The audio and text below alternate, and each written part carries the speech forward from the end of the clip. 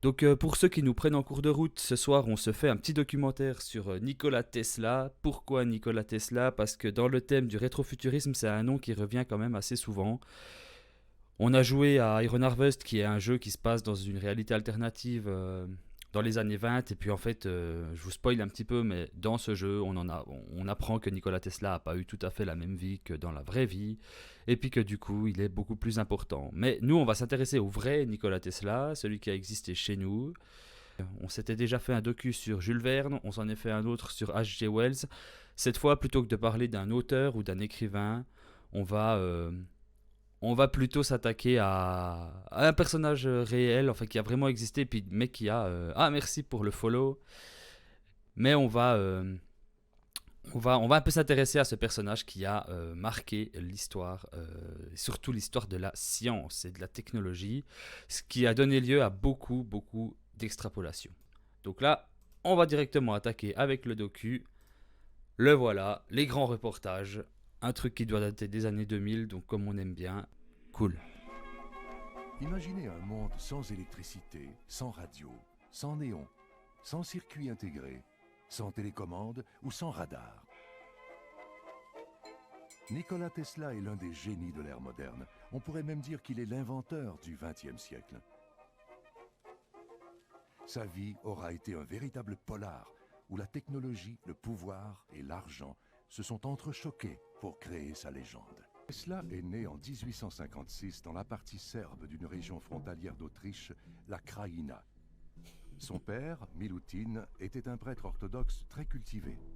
Sa mère, Diuka, descendait d'une des plus anciennes familles du pays. Ses oncles, Josip Tesla, le frère de son père, et Pajo Manditz, le frère de sa mère, tous deux fortunés, allaient apporter leur aide à Nicolas dans les années à venir. Donc ça n'a rien à voir avec Elon Musk, hein, pour ceux qui se demandaient. Dans son aidé par ses oncles, il recevra une allocation des autorités militaires pour aller étudier à l'université des techniques de Graz, en Autriche. Tesla était... Alors, je fais juste une pause parce que vraiment c'est un truc un peu de ces inventeurs de l'époque. C'est cette obsession pour les sciences. Alors pour certains ça a donné de la science-fiction, hein, Jules Verne qui a inventé la science-fiction parce qu'il était passionné de science. H.G. Wells aussi, qui était issu d'une famille de scientifiques, qui avait même une formation d'ingénieur ou de médecin, je sais plus. Il avait en tout cas un cursus scientifique avant de faire de l'écriture.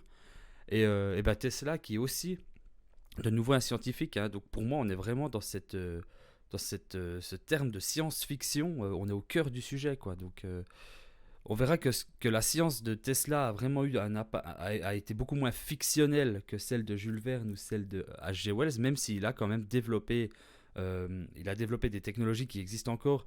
Il a été rival avec d'autres inventeurs. Il a quand même aussi spéculé pas mal de choses, un peu comme Einstein à son époque l'avait fait. Il a spéculé des choses qui se sont soit avérées vraies, soit pas vraies par la suite, mais il était beaucoup plus dans un côté concret que H.G. Wells ou bien que Jules Verne aussi dans leur domaine respectif. Après, on verra dans quelle mesure ça peut se rejoindre aussi. Et puis que bah, ce qui est intéressant, moi je trouve aussi avec Tesla, on verra s'ils en parlent ou pas. Moi je l'ai pas vu encore ce docu. On verra, mais ce que je trouve le plus intéressant avec Tesla, c'est les légendes urbaines et puis tout le lore qu'on a inventé autour de ce personnage dans notre monde. C'est pas pour rien qu'Elon Musk a appelé ses bagnoles comme ça, c'est parce qu'il y a aussi une aura mystique autour de Tesla et des inventions, notamment celles dont on ne connaît pas vraiment la nature, qu'on s'imagine être encore cachées, qui sont aussi importantes que ce qu'il a fait, ce qu'il a réellement réalisé, quoi. À Budapest, à la suite d'une dépression nerveuse, Tesla imagine le principe du champ magnétique rotatif, la base du courant Ah, ils ont parlé de Thomas Edison, ça pourrait être aussi un sujet intéressant à mettre dans ce thème-là. alternatif. Soutenu financièrement par deux nouveaux entrepreneurs, Tesla peut maintenant construire son nouveau moteur, tout en terminant la mise au point de son système à courant alternatif qu'il vendra à la compagnie Westinghouse. C'était une association parfaite selon certains. Le génial inventeur Nikola Tesla, partenaire du génial entrepreneur George Westinghouse.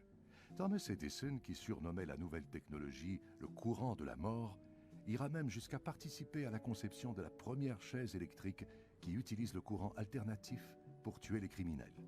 C'est Edison qui suggère d'appeler cette nouvelle méthode le système Westinghouse. J'ai cru qu'il y aurait un peu plus de Tesla reconstitution. fréquentait les cré- Un jour, l'humanité reconnaîtra que je suis l'inventeur des temps modernes. Je suis l'inventeur du système énergétique global, le courant alternatif. Mais les avocats de la Westinghouse m'ont convaincu de leur vendre mes inventions. Si Westinghouse m'avait payé $2,50 par unité de puissance, je serais riche aujourd'hui.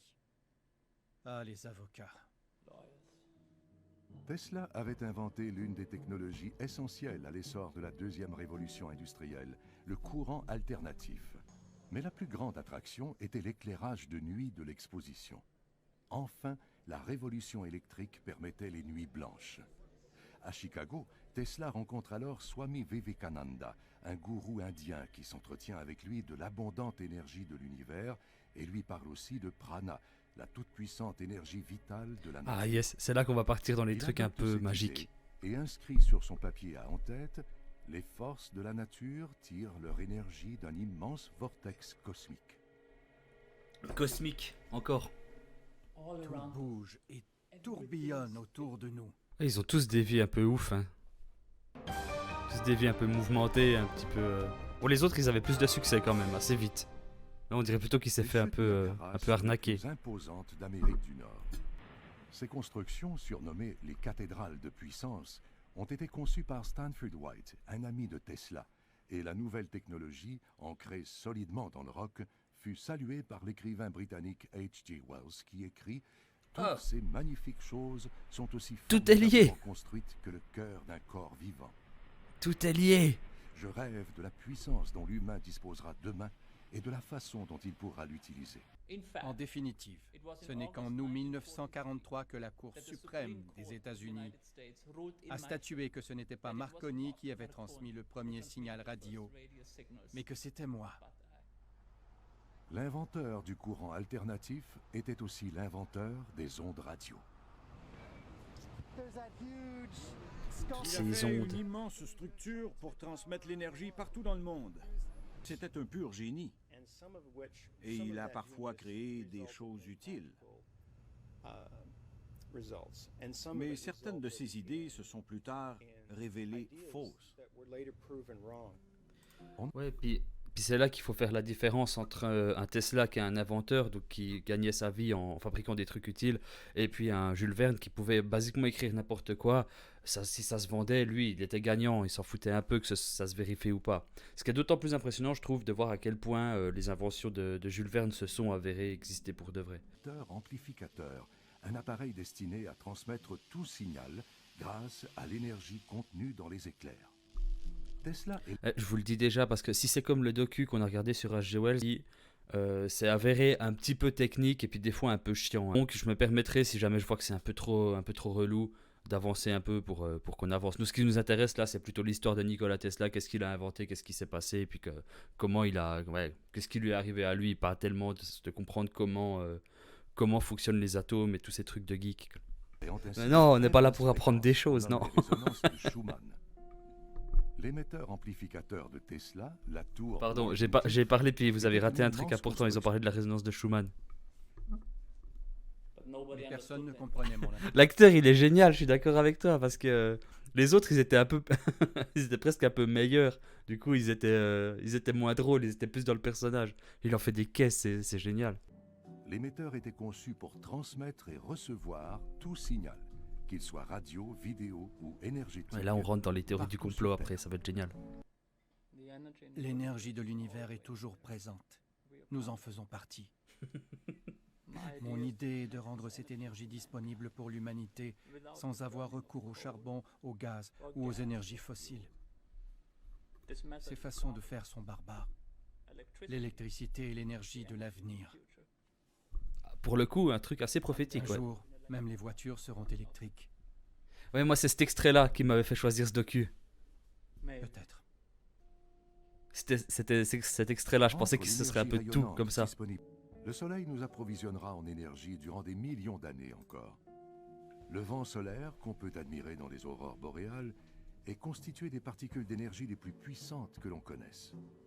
Tesla a été un pionnier pour ce qui est de récolter ces rayons cosmiques. À son époque, ses idées semblaient fantaisistes. Mais en fait, c'est là que je trouve aussi assez génial parce qu'il a vécu à peu près en même temps que Jules Verne. Il a vécu entre Jules Verne et H.G. Wells. Enfin, il a vécu un peu entre les deux. Et en fait, ce que je trouve assez génial, c'est qu'il n'y avait pas tellement de différence entre la science et la science-fiction à ce moment-là. Il pouvait dire des trucs, comme il y avait du progrès, comme chaque année il y avait des nouveaux progrès. Un écrivain pouvait raconter quelque chose ou un scientifique raconter quelque chose. Et ça pouvait s'avérer vrai comme ça pouvait ne pas s'avérer vrai, à peu près au même niveau. C'est ça que je trouve hyper intéressant à ce moment-là. Alors après, voilà, ouais, ça concerne les écrivains qui avaient à nouveau un bagage scientifique et puis qui s'appuyaient quand même sur des faits. Mais je trouve que la différence entre les deux, entre un Tesla qui est, bah voilà, qui est pionnier du courant alternatif ou de trucs comme ça, ou un Jules Verne qui est un gros écrivain de science-fiction et dont les travaux sont inspirés de faits réels, ben, il y avait à mon avis pas énormément de différence dans le traitement, que ce soit au niveau de la réception du public ou bien dans les traitements médiatiques, quoi. C'était tous des personnages publics euh, qui avaient un peu une parole créative, quoi. À cause de ce choc des nations, la folie s'empare de tout le continent. Donc C'est la guerre. Première Guerre mondiale, hein, c'est en La demande pour 1914. de la machinerie, des armes, des pièces d'artillerie et des munitions fait en sorte que l'industrie se développe rapidement, dans une large mesure aux États-Unis. C'est alors que la marine américaine découvre qui a bricolé la station de radio allemande. C'est Nikola Tesla. La tour de Wardenclyffe était déjà mal vue, et alors que des rumeurs couraient sur la présence d'espions allemands, la structure fut dynamitée et vendue à la casse pour $1 700. C'est fou, mais la guerre, ça a beaucoup été une source d'inspiration, hein, surtout celle-là. Un rayon de la mort pouvant détruire n'importe quoi, homme ou machine. L'idée de Tesla Rayon de la était mort. suivie de près par les services de sécurité. On retombe toujours Et sur ça a les lasers. commencé Hein. à alimenter les fantasmes des esprits visionnaires, ainsi que ceux des militaires. En principe, ce canon n'était qu'un simple canon accélérateur de particules. Enfin, une machine qui mettra fin à toutes les guerres. Et Tesla n'aide pas sa cause en développant certains comportements excentriques qui font de lui un parfait dandy solitaire. Un vieux monsieur qui amuse les quelques journalistes à sa conférence de presse annuelle le jour de son anniversaire, où il leur parle de ses anciennes inventions. Un homme qui nourrit les colombes dans le parc Bryant. Un homme oublié et quelque peu amer. Nikola Tesla décède en janvier 1943. C'est l'écrivain Hugo Gernsback, un ami de Tesla et auteur de science-fiction, qui commandite son masque mortuaire. Le legs considérable de Tesla est alors saisi par le Bureau des biens étrangers et mis sous scellé pendant 10 ans, ce qui alimentera de nombreuses rumeurs à son sujet. C'est ça qui nous intéresse. Tesla fut incinéré et ses cendres recueillies dans une urne sphérique. Est-il vraiment dans cette urne, dans une sphère, la forme parfaite? Dans son pays natal, Tesla était perçu comme quelqu'un qui avait réussi en Occident, une personne célèbre, un génie. Voici Niels Bohr, avec... Tito, c'était le dictateur en Yougoslavie, pendant la guerre de Yougoslavie. Au même moment, l'Occident redécouvrait en Tesla un prophète de la science, bien que ce soit surtout limité au cercle ésotérique. Pourquoi ne parle-t-on pas de lui autant que d'Edison ou de n'importe quel autre inventeur? Le magazine spécialisé Aviation Week a consacré un article au soi-disant canon Tesla, une arme soviétique imaginaire, C'est trop bien. un vaisseau de particules situé quelque part au Kazakhstan. En réalité, il s'agit d'une zone d'essai pour missiles antibalistiques qui utilisent des rayons laser et qui sont encore en service aujourd'hui. De puissants canons à particules ont été conçus et testés tant par les Russes que par les Américains, des armes à particules électromagnétiques pouvant anéantir tout ennemi. Non, mais après, je trouve ça génial. C'est ce genre de rumeurs, c'est ce genre de légendes urbaines qui crée de la... Ouais, je sais, il faut pas tomber dedans, il faut pas tomber dans le côté pseudo-science, ça c'est évident. Il faut pas y croire non plus, mais ça reste de la fiction. Mais je trouve que c'est un excellent combustible pour l'imagination. C'est grâce à c'est grâce à des spéculations comme ça qu'on a des séries comme Stranger Things. Ouais, moi je trouve ça vraiment cool. Mais rien n'empêche d'imaginer des trucs. Puis après ça nous permet de créer des œuvres de fiction, faut bien savoir que ça en est, qui sont, moi je trouve hyper bien. Et en plus inscrites dans un contexte réel, ça les rend d'autant plus intéressantes. Officiellement, cette usine à ondes courtes hautement performante a été construite en Alaska afin d'examiner les propriétés de l'ionosphère. Mais le programme HARP sert aussi à d'autres choses, comme à communiquer avec les sous-marins. Ouais, là aussi, il y a plein de légendes urbaines sur ce programme HARP. Je pense qu'on en fera une fois un live dédié à ça, typiquement, parce que c'est trop drôle. Sur sur les légendes urbaines américaines ou bien ce genre de trucs, c'est trop bien. Les trucs de la CIA, d'MK Ultra. Enfin, ça, j'aimerais trop en faire un live aussi. Roswell et compagnie, ça serait trop bien. À abattre des satellites ou à détruire les circuits électroniques des missiles ennemis. Mais en ce qui concerne les rayons de la mort, l'antigravité, l'énergie du point zéro et tout ça, je suis moins certain. Je n'ai jamais vu de preuves. On les a peut-être enfermés dans un entrepôt à côté de l'arche d'Indiana Jones. Ouais, trop bien. Vous savez, cet entrepôt où ils gardent tous les secrets. Ah, ça serait trop bien. Tesla se considérait comme un cadeau fait à l'humanité, un médium. Son approche radicale en recherche et en sciences l'a mené sur le chemin de la découverte des importantes propriétés de la matière. Ces idées se retrouvent à la base de la physique quantique moderne. La personnalité étrange de Tesla, son comportement, ses inventions, en ont fait le modèle idéal pour le personnage du savant fou dans la série télévisée Frankenstein. On rentre un peu plus dans la fiction, là, ça va être cool. Mais quelle est donc cette énergie rayonnante dont parlait Tesla? Vous êtes dans un jet qui décolle brusquement d'un porte-avions et vous avez le dos qui colle à votre siège. Quelle est la nature de cette pression exactement? Lorsqu'on plonge la main dans l'eau et qu'on la bouge comme ça, on ressent une pression. Cette pression, c'est l'énergie du vide qu'on ressent en agitant la main. Cela se produit chaque fois que quelque chose tente d'accélérer à travers notre corps, et cette pression peut parfois être tellement forte qu'elle peut nous renverser. En fait, nous expérimentons la force de l'énergie du point zéro qui traverse tous les atomes de notre corps et parvient à nous renverser. Il y a assez de cette énergie dans cette pièce pour provoquer l'évaporation de tous les océans. Cela, bien sûr, si vous êtes en mesure de la récupérer. Certains pensent que c'est impossible, mais les astrophysiciens se penchent sur la question. D'où a émergé l'univers pour créer le Big Bang? Certains pensent que ce serait comme une vague incontrôlée provenant de l'énergie du point zéro. En 1931, une voiture de luxe, la Pierce Arrow, roulait supposément à l'énergie spatiale. À cette Ouais, époque, ça aussi, on en Tesla fera un était live, ça a l'air trop d'argent, bien. Mais cela ne l'empêchait pas de raconter de bonnes histoires. Au cours d'une soirée, Tesla a dit à mon père, « Monsieur Gibbons, vous êtes le directeur du Club des inventeurs d'Allemagne et vous êtes en visite aux États-Unis. Je vais vous montrer quelque chose, mais vous ne devez en parler à personne. » Mon père a donné son accord et le lendemain matin, les deux hommes ont pris le train de New York pour Buffalo. Mais il avait un peu un côté quand même mystique. Il avait ce côté un peu cercle occulte, science avant-gardiste. C'est drôle, quoi. Pour un ingénieur, je trouve ça trop drôle. C'est dire aussi qu'à l'époque, bah, comme j'ai dit avant, les choses n'étaient pas si éloignées les unes des autres, entre la fiction et la réalité. Dans un hangar en périphérie de Buffalo, Tesla a montré une voiture à mon père. C'était une Pierce Arrow, alimentée à l'énergie spatiale. Ça sonne trop bien, l'énergie spatiale. Tesla a donné un convertisseur à un mécanicien qui l'a installé sur le tableau de bord, ce qui a pris environ 30 minutes. Tesla a ensuite introduit 2 tiges de métal dans le convertisseur et le moteur s'est mis en marche. Alors il a dit « Nous avons maintenant de l'énergie ». Il a ensuite demandé au mécanicien de rouler jusqu'aux chutes Niagara. Sur place, Tesla voulait lui montrer la centrale énergétique qu'il y avait construite en 1889. C'était la première centrale à courant alternatif dans le monde. Sur la route, mon père a remarqué que la voiture a atteint plus de 100 km à l'heure. Tesla lui a dit que le convertisseur qui alimentait la voiture produisait assez d'énergie pour alimenter toute une maison en plus. Ce type d'énergie est manifestement omniprésente et est produite en tout temps. Peut-être pas en quantité et avec une densité constante, mais en principe, elle existe partout en tout temps. Ah, mais donc ça se base sur des trucs réels, quoi.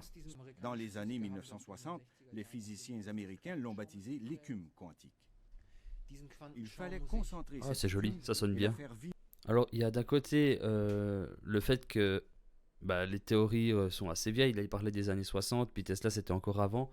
Mais il faut pas oublier que le docu aussi, hein, il est pas si récent que ça. Donc, peut-être que Peut-être qu'il y a eu des théories qui se sont mises à jour aussi depuis, je sais pas. Faudrait que j'aille vérifier. Après, c'est de la science, c'est de la physique quantique, des trucs comme ça. Moi, j'y connais rien. Mais ce serait intéressant de voir ce qui est vrai et puis ce qui est pas vrai, et puis les choses qui ont changé. Est-ce que Stephen Hawking a pondu une théorie là-dessus, ou bien je sais pas.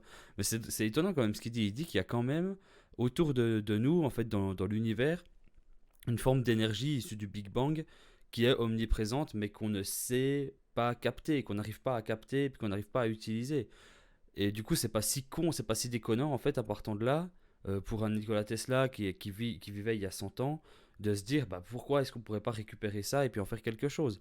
Étant donné que bah, il avait déjà eu raison avec le courant continu, avec le courant alternatif, pourquoi ne pas théoriser à défaut de pouvoir le réaliser? Peut-être même qu'il l'a réalisé, hein, c'est ce qu'ils sont en train de le dire. Après, c'est là que c'est génial parce qu'on part dans les théories du complot et puis dans, dans les trucs un peu cryptiques, c'est trop cool. Mais c'est marrant parce que je pensais pas que ce soit aussi basé. Pour moi, Tesla, il était beaucoup plus savant fou, dans le sens il avait fait quand même beaucoup plus de théories foireuses. Il était beaucoup plus parti dans des choses un peu magiques, un peu mystiques, ésotériques. Et en fait, ben, d'après ce qu'ils disent, même s'il a des détracteurs, ça reste quand même, il reste quand même dans le domaine de la science pure et dure, quoi, de la physique et de la mécanique. Mon rêve serait que dans 10 ou 20 ans, cette énergie devienne monnaie courante et non plus une idée considérée comme révolutionnaire. Tout le monde réaliserait alors que c'est la voie énergétique de l'avenir. Il faudra peut-être plus que 10 ou Encore 20 ans. aujourd'hui, des inventeurs et hommes d'affaires Nous qui venons vendent du leurs futur. machines à énergie gratuite avec enthousiasme à des investisseurs pour tenter de les convaincre de leur accorder des fonds. Mais ça se termine presque toujours avec des investisseurs mécontents et des inventeurs déçus. De l'énergie spatiale ou de toute autre nature et fonctionnant 7 jours sur 7, 365 jours. Les idées technologiques de Tesla sont aujourd'hui répandues dans le monde entier. Des lumières magiques devenues des sabres laser sont désormais un élément essentiel de presque tous les films de science-fiction. La personnalité Pas tant que ça, étrange hein. de Tesla, son comportement, ses inventions, en ont fait le modèle idéal pour le personnage du savant fou. Et dans les premières bandes dessinées de Superman en 1941, alors que Tesla était toujours vivant, on pouvait facilement le reconnaître. C'est ouf qu'ils aient fait ça. Ah, puis ils en ont fait un méchant en plus. Une des visions de Tesla qui s'est réalisée de son vivant aura été le harnachement des chutes Niagara. C'est un modèle pour nous tous, un grand génie. Si j'avais à trouver un défaut à Tesla, je dirais que sa plus grande faiblesse aura été de ne pas avoir su s'entourer de meilleurs avocats. Après, c'est triste de se dire ça. C'est hyper triste de se dire que ce gars était un génie et que c'est pour des raisons bêtement financières et bêtement légales qu'il a fini à nourrir les pigeons tout seul et oublier de tout le monde. Je trouve ça trop triste. Enfin, c'est terrible, quoi. Vraiment, c'est... Ça me fait un peu penser à l'histoire d'Einstein. Je crois qu'il avait aussi fini genre super pauvre et puis un peu oublié de tout le monde. Enfin, peut-être pas oublié, mais... Enfin, c'est triste, quoi. Je trouve que c'est du gâchis pour rien, en fait. Et puis c'est arrivé plein de fois, hein, dans le monde, que ce soit au niveau des artistes ou des créateurs ou des inventeurs. Il y en a plein qui ont fini à la trappe pour des raisons complètement cons, quoi. Ouais, je trouve ça trop triste, quoi. Ah bah c'est la fin. Post-crédit. Il n'y a pas de scène post-crédit, alors on s'arrête là. Ok, bon bah c'est déjà pas mal pour ce soir, je pense. Je l'ai trouvé intéressant, hein, le personnage en lui-même, tout ça, le côté mystique, le côté ésotérique, en plus de son côté inventeur. Mais ouais, le docu, je l'ai pas trouvé ouf. je pensais que moi j'avais juste vu 2-3 extraits avec. Puis chaque fois j'étais tombé sur le gars qui jouait Tesla, et puis je m'étais dit ah ouais, ça a l'air trop bien, regardez ça. Mais ouais, je pense que je pourrais en trouver encore. Ça vaudrait la peine de revenir une fois plus en détail juste sur Nikola Tesla, ou bien un peu sur sa vie, peut-être aussi sur les théories, aller un peu plus loin dans les théories qu'il a développées. Et puis aussi son rôle dans les œuvres de fiction, parce qu'au final sur cette chaîne c'est surtout de ça qu'on parle. Voilà, moi je voulais juste qu'on en parle un petit peu, parce que c'est un personnage qui revient quand même souvent quand on parle de rétrofuturisme, parce qu'il y a beaucoup de légendes autour de lui. Il y a beaucoup de légendes, il y a beaucoup de mythes, notamment sur son rayon de la mort, notamment sur les ondes, le projet HARP aussi et tout ça, enfin sur le fait qu'il aurait pu inventer des trucs de fou, mais qu'il l'a pas fait, ou que s'il l'a fait, la CIA est venue, le FBI est venu, et puis ils ont tout piqué, ils ont tout caché dans des caves. Moi je trouve bien, quoi, c'est du combustible à imagination. Ça a donné lieu à pas mal de scénarios aussi, dans la science-fiction et puis dans l'horreur aussi. Donc moi je pense que ça vaudrait la peine qu'on revienne une fois un peu plus en détail sur, ne serait-ce que sur Tesla, quoi. Et puis on va continuer à jouer à Iron Harvest et vous verrez qu'il il y a un moment où il débarque, enfin en tout cas il est beaucoup mentionné, ça devient un élément important de la série. Donc on va revenir dessus et puis on va... De toute façon j'aimerais bien réussir à terminer Iron Harvest peut-être en live, au moins la campagne principale. Je pense que ça vaut la peine, mais je vous redirai pour tout ça. Donc voilà, cool, bon personnage, Nikola Tesla, intéressant. Mais voilà, changeons un peu de sujet pour parler un peu de l'avenir de la chaîne puis de voir comment je vois les choses. Donc je fais un petit résumé. L'idée c'était de partir sur un thème pendant une période de temps donnée. Donc là, ça fait une semaine qu'on est sur le thème du rétrofuturisme.